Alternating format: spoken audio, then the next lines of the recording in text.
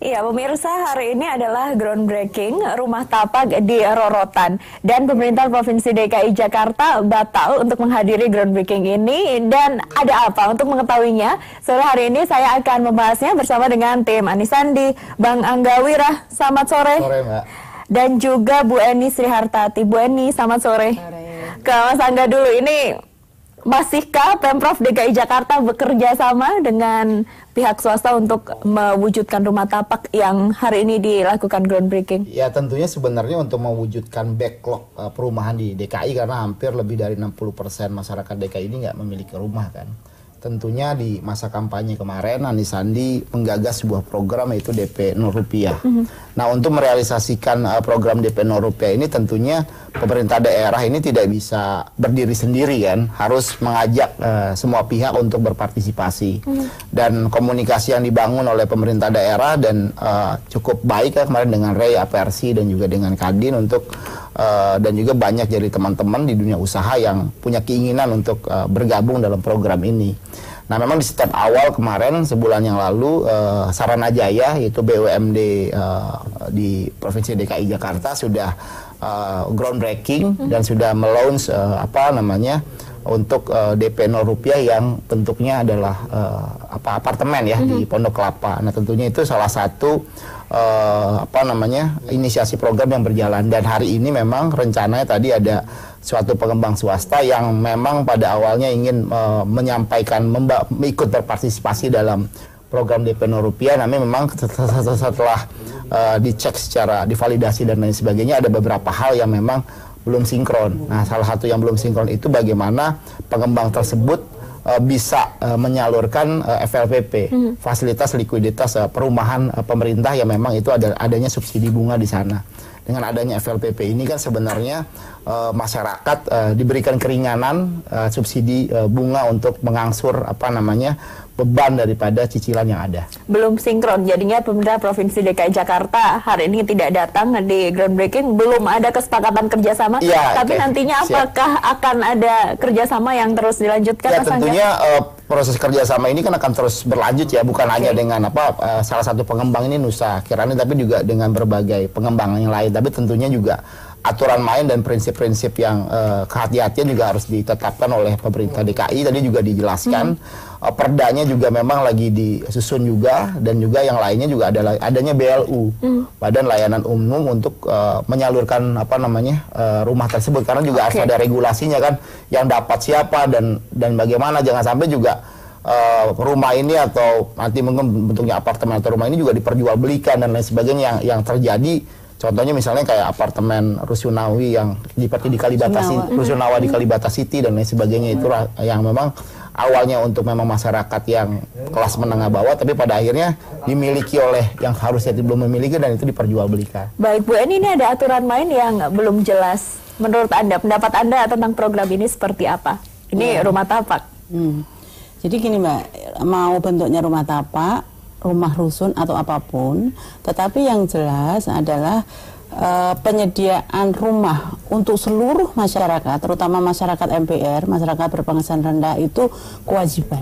Nah, itu yang harus digarisbawahi, itu kewajiban pemerintah, baik itu pemerintah pusat maupun pemerintah daerah. Itu jelas di undang-undangnya eksplisit disebutkan itu.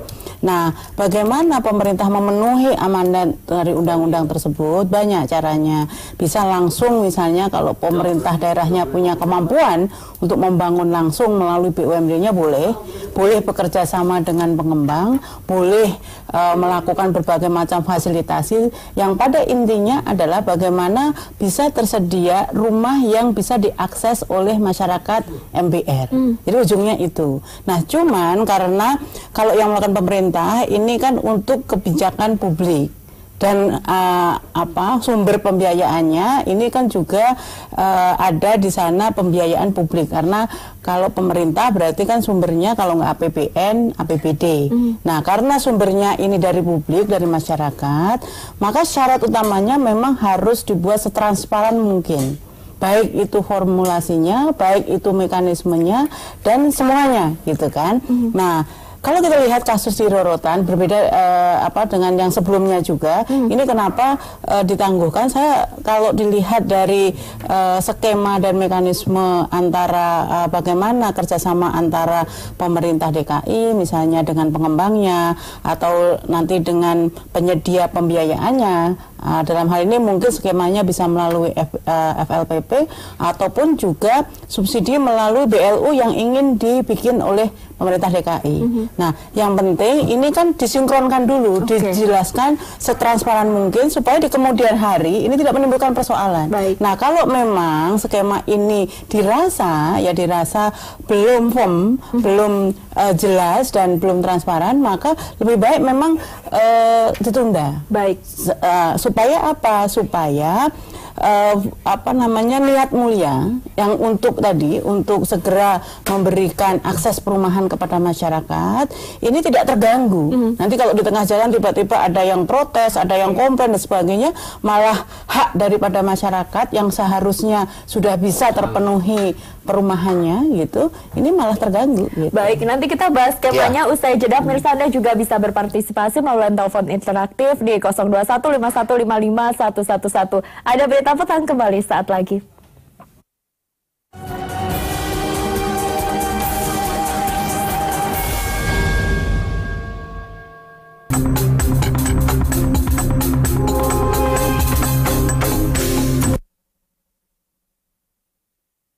Iya, pemirsa, sekali lagi Anda bisa berpartisipasi melalui telepon interaktif di 0215155111. Mas Angga, untuk mewujudkan program ini, kalau benar ini jadi cicilan DP 0 rupiah dan untuk masyarakat berpenghasilan menengah ke bawah ya 3,5 sampai 7 juta, masa kerja Gubernur DKI Jakarta dan wakilnya adalah 5 tahun. Nanti apakah macam-macamnya ini jaminan dan sebagainya sudah dipikirkan dan menjadi PR siapa? Ya, tentunya kan sebenarnya janji-janji kampanye ini kan pelan-pelan mulai kita realisasikan kan. Apa yang jadi polemik di awal mengenai DP 0 rupiah ini kan pelan-pelan sudah mulai terbuka. Artinya kemarin orang selalu tanya apakah ini DP 0 rupiah ini ya realistis ataukah ini rumah tapak atau apa apartemen dan lain sebagainya bentuknya. Tapi ini kan sudah ada di depan kita bahwa ada yang bentuknya juga ke atas, ada yang bentuknya juga rumah tapak. Tapi tentunya juga ini kan sekali lagi disesuaikan juga dengan ongkos produksinya kan. Kita juga tidak mau juga para pengembang atau